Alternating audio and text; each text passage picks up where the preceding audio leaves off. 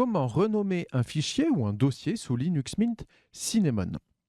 Alors, c'est plutôt pratique hein, de renommer des fois des fichiers, parce que quand on va par exemple télécharger des fichiers, des fois ils vont avoir un nom un peu étrange.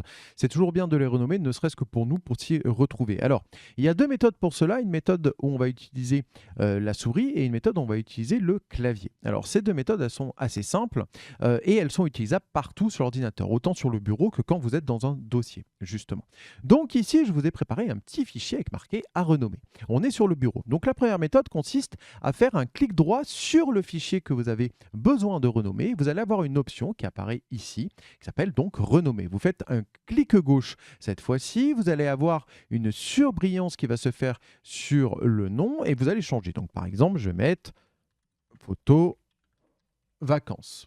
Hop, alors j'ai fait une petite faute, hop, on corrige, tant mieux. Et je fais, pour valider, soit je clique sur la touche Entrée, soit avec la entrée du clavier, soit je clique avec la souris, avec le clic gauche ailleurs sur l'écran. Par exemple, ici, hop, ça m'a validé le fichier.